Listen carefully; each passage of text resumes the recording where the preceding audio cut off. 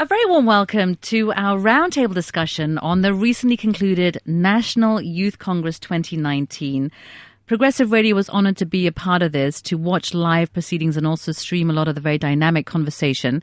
Just to recap the overall idea of the National Youth Congress, it was organized by the Ministry of Culture, Youth and Sports. Yes.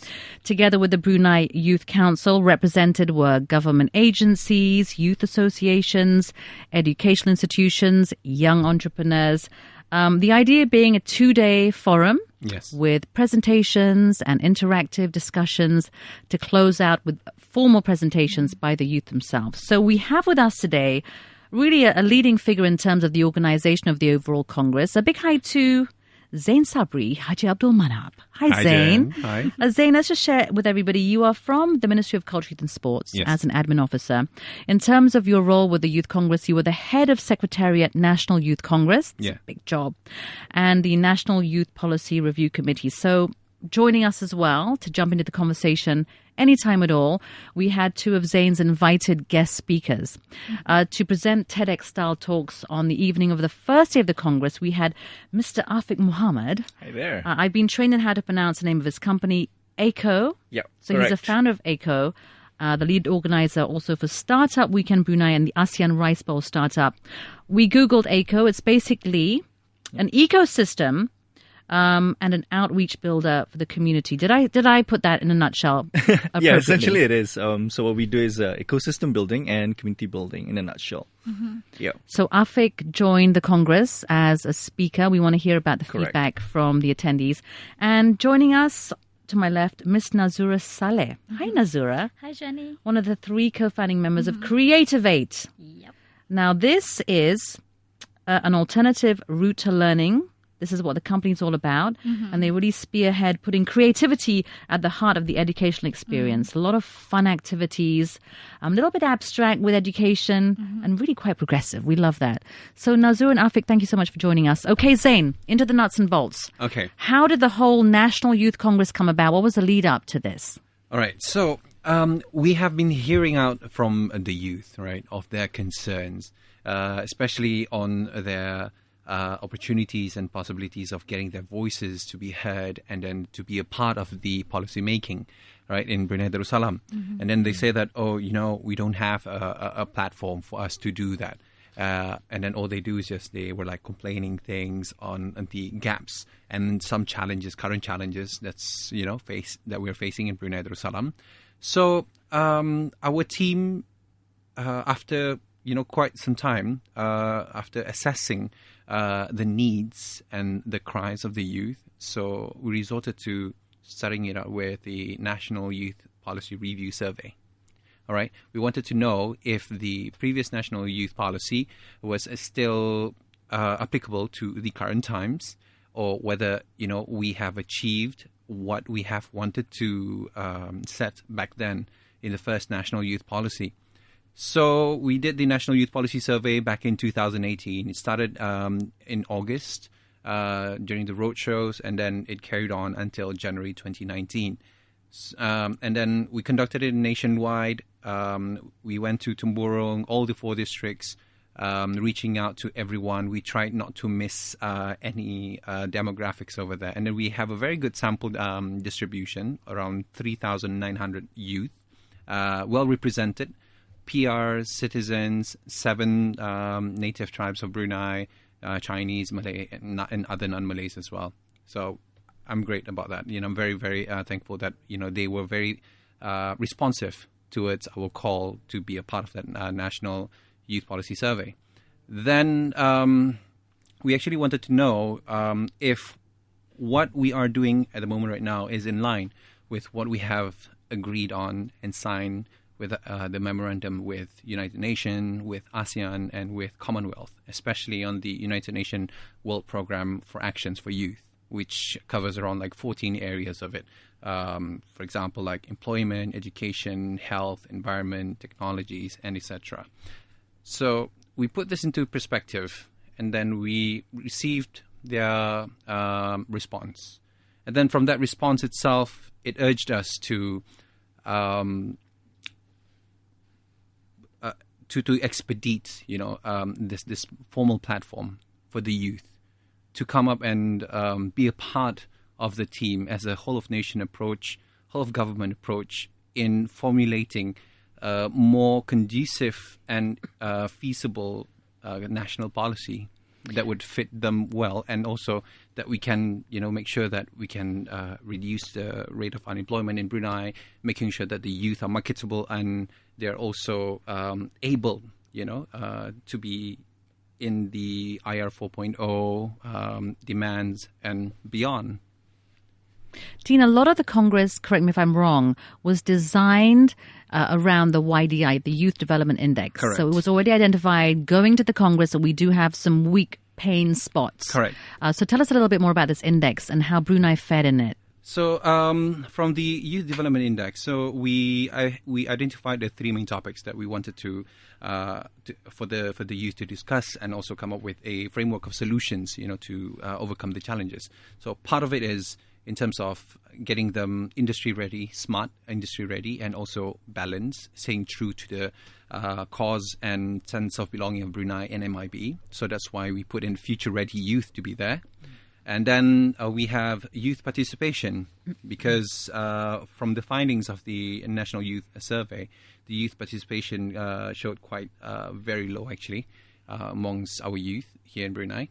I mean, I know a lot of people, they say that, oh yeah, we do volunteerism too and everything like that. But it covers a lot of other aspects as well. Volunteerism is one of it. But in terms of taking an active engagement in policy making, especially at grassroots level, that's at a very low percentage of around 35%.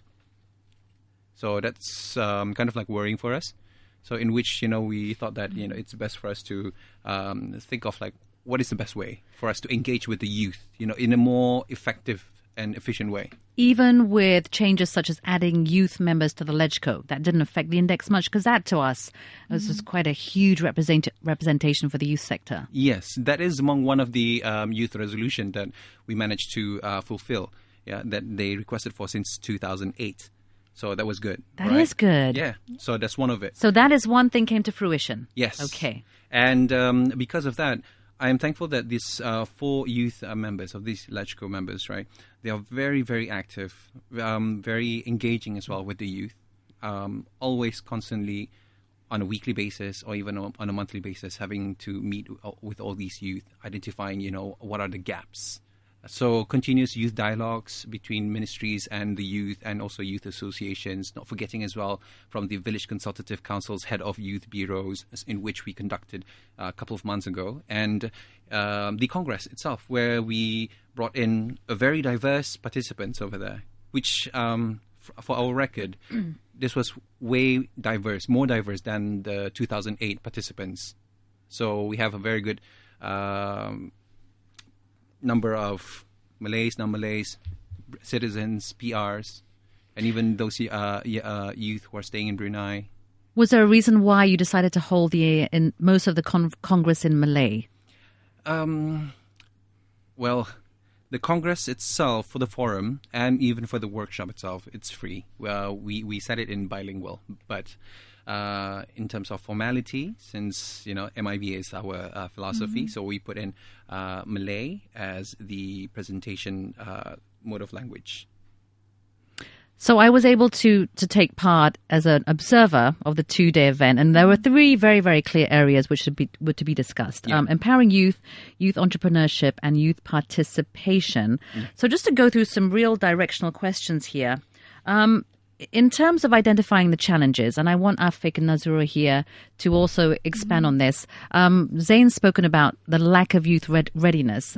Tell us about your experiences and how much responsibility you yourselves take, because I think a lot of the national level conversation is always divided between what the government should be doing for us, meanwhile, versus what can we be doing for ourselves. I want to talk a little bit about that balance with you two as fully fledged entrepreneurs here. Well, for my case, I mean, how Creative it started is we didn't really have any business background, but we just did it anyway because of circumstances. We came back to Brunei. We obviously applied for jobs, and there were no jobs, so that didn't hamper us. So we said we need to do something. We have the knowledge, we have the capabilities to do things, to make change. So I think it's all about the mindset. And so far, it's been about 3 years now, nearly 3 years in operation, and we've actually took in quite a number of volunteers who are youth, and we took in student interns as well. And I have to say, from my point of view, the youth nowadays are changing. They're more proactive, and they're more willing to do things that's outside the comfort zone. So that's a change compared to a couple of years back. If during my time, at their age, I wouldn't have a clue on what I needed to do, or it's always a simple like, okay, you graduate, go work in the government.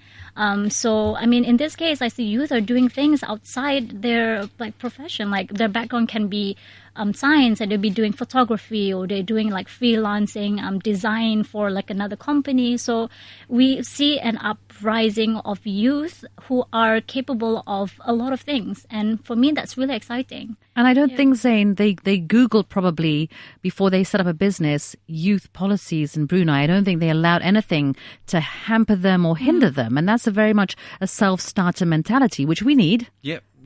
I would say this is one story that during the youth roadshow, the youth policy roadshow that we did last year, I was quite shocked actually initially when we asked the youth and the audiences as well. I would say we have covered around 7,000 plus youth by asking them if they have heard or they have read about the previous national youth policy, and then most of them said no, they haven't.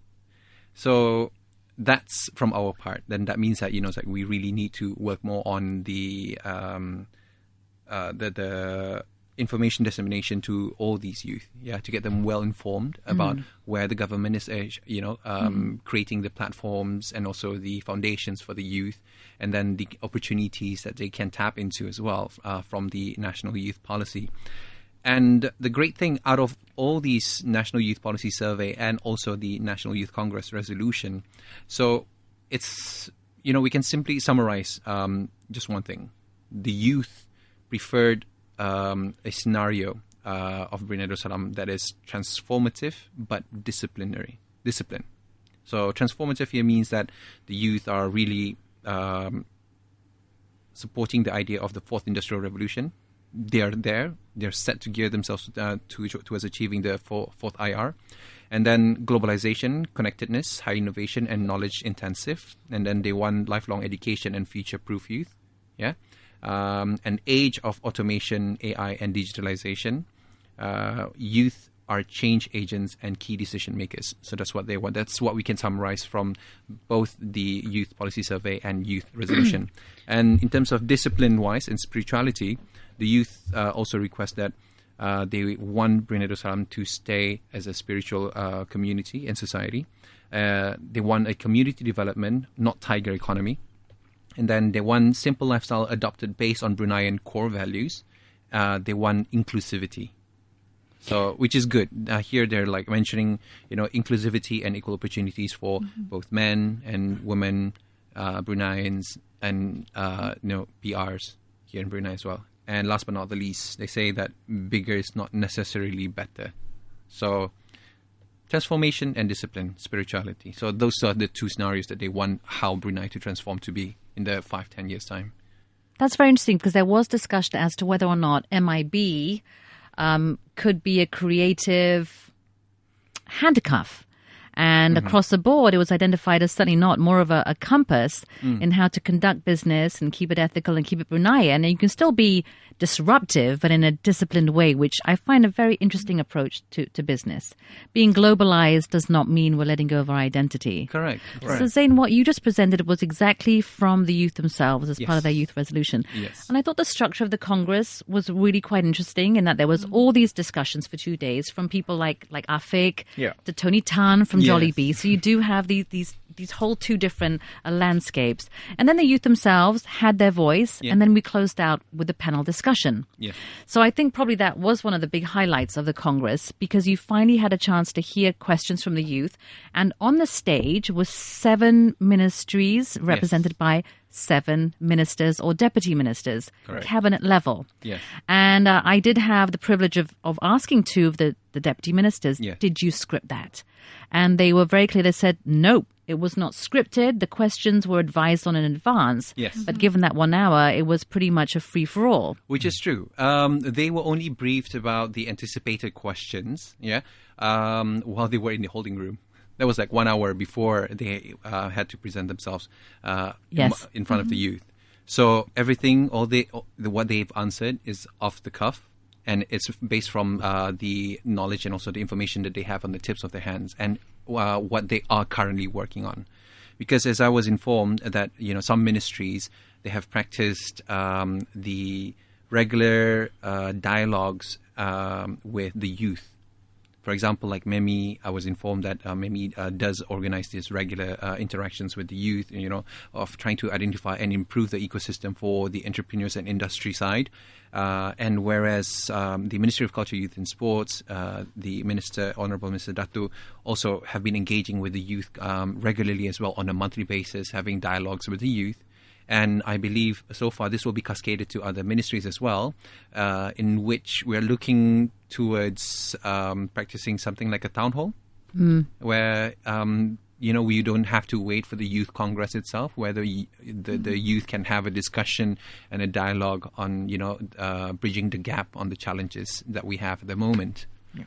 They did cover a lot of different issues, from artificial intelligence to transport to the number of religious education graduates. I mean, it was really quite diverse, to mental health issues. It is. And everything was relevant. Nothing was superficial. Mm-hmm. And I think what was represented was a group of very articulate youth who didn't want to hear all the touchy-feely, feel-good things. The ministers themselves were very admiring of the youth. It is. I felt perhaps they weren't quite ready for that level of thinking that the youths were already at. You thought at first, right? Yeah. And initially, what we expected at first, that's why we were preparing everything. We were preparing, okay, we'll just use Slido just in case, some of our youth are like those introverts. And then I know that they won't be reaching out for the microphones. But no, apparently both medium of having the microphones and the Slido itself was fantastic. They were like pointing out a very, very solid question. And then hold back. Yeah. Some congresses feel very sterile, very scripted. Yeah. But a lot of dynamic conversations were happening. So Afiq, as a young entrepreneur, in terms of now you understanding that these 7 ministries really want to hold hands in terms of youth development, talk about how you feel the ministries could help you and your protégés moving forward in developing and being entrepreneurial as a youth.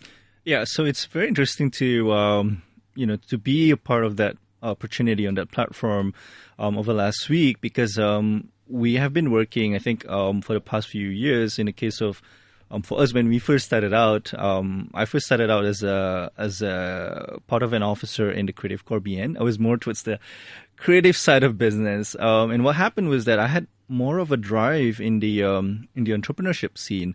So when Charlotte and her team from the Creative Corps BN was organizing Startup Weekend, bringing in also the ASEAN Rice Bowl Startup Awards, it has she has a certain mission with the creative industry. She wants to focus on that. Hence why I felt that, okay, I have that drive, I have that passion. I want to pursue and grow the entrepreneurship scene in Brunei. So hence why I launched ECO. It took a bit of time for me to come up with the name. It's a really, hence why I shorted it towards ECO. It stands for Entrepreneurship Innovation Community Outreach. So our focus is that when we took in for running awards, running hackathons, we saw that, okay, out of running these things, how do we give value to the startups in our own ecosystem? How do we provide a solution to the unemployed in Brunei? So we created that pathway for them, like, okay, we have Startup Weekend, have your business idea, get a team, we'll bring the mentors, we'll bring the industrial experts in Brunei and also from outside of Brunei, and let us help you. Let us help you pave your career in entrepreneurship. So that was our focus. That was one of it. And I think I'll share a bit about how we could get more, I would say, support from the government, because this is no more of a project for us. It is a national agenda in this case. So it's really interesting because we want to see us Bruneians moving forward in the case of industrial revolution. So we explored a variety of themes. We talk about artificial intelligence. We're talking about youth and social enterprise. We're talking about women empowerment as well. So we explored all these things. And the thing is, we always get the participants for a Startup Weekend event. We always get them. There's always an interest. So we're filling in that gap. Like, let's support that. But now, once they are startups, what's the support that they need? Hence why we connected them, of course, with Progresif as well, to connect to them to Darussalam Enterprise for hackathons, for boot camps. So they have a purpose, they have a mission, they have a direction, but it also aligns with, growing the economy for Brunei. I think I'm happy to share we're able to put one Bruneian startup to compete in a Texas global competition. So, it was really interesting because we took in Rice Bowl Startup Awards. For ECO, we've taken on 2 awards, international level awards. One is the ASEAN Rice Bowl Startup Awards, and secondly, the Texas Global. So the ASEAN Rice Bowl Startup Awards is it's more of an award that sees or appreciates the startups on specific areas such as social impact. We also look at towards innovation and technology. The thing is, when we organize those awards, we have a set of categories, and I saw the few gaps. Like, okay, we need more in fintech. We need more people in social enterprise. We need more people who are doing e-commerce and logistics. So that is an opportunity. So the thing is, it is important to always create or supply, in this case, more entrepreneurs, more young. I would say not just restricted by age. I think it's more like initiative. Let's support somebody who has a mission, who has a drive. So let's support them. Let's put them into that scene, in that international scene. So for ECO, aside from running that ASEAN Rice Bowl Star Awards, we also have that tech sauce. So we submitted 10 names, local startups, and we have one team from Brunei that is competing in the finals in Texas last week. The company is called Memory, and that's actually a really big thing. You would really support your team. If you're watching football, you would definitely want to support your team. So I was, that was my moment of like, okay, we got to really support that team. So, I think in the case of having more support from the government, I think in this case, like what we have gathered from what we have seen organizing these things, we need definitely innovation funds. Like, it's no more of a CSR kind of thing. So like every university I've observed, how each ecosystem in every country, say for example Malaysia, even Singapore, I believe Singapore is a really good example. They have NUS, which get funded, they get support from the government as well, where they nurture, they support any youths who wants to launch a business idea. You can get incubated, you can join an accelerator and potentially get some funds. Like, it's always an issue. Like, okay, where do we seek funds? That's something that, I think Brunei has that. We have that capacity as well.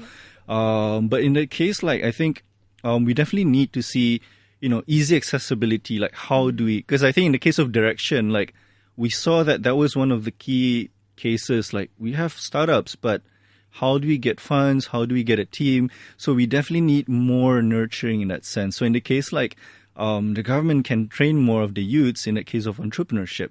I think also I'm trying to speak, I guess in this case for the creatives, we have seen a lot of booms of a lot of events for creatives in Brunei, and we're not shortage of that. Like, there's a lot of people who loves to design as a hobby, and in some cases, freelancing. And that's actually a really good thing because it shows that we're not short on skills. True. If we were to compare in the international scene, maybe we have that advantage, I believe. Like, we can design, we can draw, but the thing is, why is that we can't charge as in comparison to that, like in the international scene? Correct. I think you're more touching towards the values that we need to put into the creatives. Yeah, and that goes as far as the entertainment industry too. Yes. We've been trying for years to raise that ceiling. Yeah, we've been doing this for how long, Jenny? Many of years. Many of years. And it can be a circular conversation, but I think it starts with somebody putting a price to it, and the person who's buying the service to agreeing to it, and from there, the tree is shaken. Now, putting on, just adding on to what you've mentioned over there, yes, it is true that, our youth these days, they are, very innovative. I would say the millennials especially, right? They are very opportunistic, they're very quick to identify what's lacking. and then the problems, and then they come to create the solutions. And then from the solution itself, they come up with their own business. And I'm actually happy that we have gone from that Nasikato effect to creating new businesses. But the question at the moment right now, where most of the young entrepreneurs are asking, and also the current entrepreneurs, is like, how far can they grow? It's like, would they just stay in Brunei to grow? But then again, we keep on advising them that it's actually their own initiative. Exactly. Whose responsibility is that? Expand their network, and to take the opportunity of the TPP that we have currently. Correct. The TPP itself, man, a lot of Bruneians have already, profit a lot from it, from having business to go cross borders. Some are already starting their business in China, some are already starting in Taiwan, Hong Kong, and even in Singapore as well, in Malaysia. So Correct. The only thing that the other current entrepreneurs need to look into is that maybe what you can do is that treat Brunei as your stomping ground, or we call it as the national incubation center, for your business. And then once you've reached that 5-figure mark, 6-figure marks, then if you want to expand bigger, then it's time for you to expand your network. And you don't need the government or 7 ministries to tell you to do that. Correct. So there's that balance between being empowered versus being entitled. Let's be honest, some youths feel they are entitled to a 6-figure salary the minute they open up a business. Or they are entitled to being given the biggest business in the world. That's the thing. They need to learn the basics first. When it comes to running a business, every businessman, every entrepreneur, they don't earn like 4-digit figures, for their salaries. They focus more. They even sacrifice their own salary to a point that I know some business owners, their salary is only around like 600 to 700, in which they prefer to give more to their staff so that they would commit more and give in more and help expand the business. And then once they have reached the break-even point, then he starts treating himself a little bit. But then again, pouring in back the capital to expand the business. And I believe we have many resources to help you through these patches. We've got DARE. I know correct. BIBD themselves are very spearheading of initiatives. Especially with the SME, BIBD. SMEs and the Single Mothers Program. So there are a lot of different resources out there. So it's a question now of the youth themselves taking some responsibility, being brave and courageous, and just doing it like you both did. And what I find interesting is both of your businesses revolve around youth development. You're directly tapping into your peers. Which I find really magical. So Afiq and Zain and Nazura, as we close out, I want to just hear from Zain. A lot was discussed, a lot is in the air. Now what happens? Sometimes after congresses, nothing happens at all. How will this be different? We are actually busy right after the Congress. I would say, the Congress itself is just the starters for us. Okay. The main work, the main big chunk comes after that, in which at the moment right now my team, our team in Ministry of Culture, Youth and Sports at the moment are really, really busy finalizing the documentations from the resolution.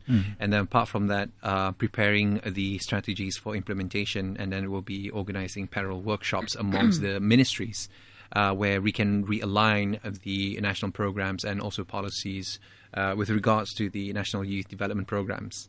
And the biggest thing that's going to happen right after this is the launching of the National Youth Policy, the revised National Youth Policy. I believe everyone's been asking, Zain, so what happened to the National Youth Survey that you guys did last time? So what happened to the National Youth Policy workshop that you guys engaged with the youth last time? It's going to happen. 1st of August, during the National Youth Day, we will be launching the revised National Youth Policy. And I do hope that everyone will be very, very happy with that, because it's very forward-looking. We're looking around 5 to 10 years' time, for that policy, so that we'll be able to, I would say, or maybe can hint a little bit, to create a world-class youth who is value-driven. And future-ready, Afiq and Nazura. Well, you're halfway there. So, Zain, I want to wish you all the best of luck with steering that. That's no small feat, and we have a very discerning youth community here who are ready for that to be tabled and taken action on. Afiq and Nazura, all the best on your future endeavours. May you continue to fly that youthful flag. So with that, thank you to you all for joining us for our Progressive Radio's Youth Congress Roundtable. Thank you, guys. Thank you, Jenny.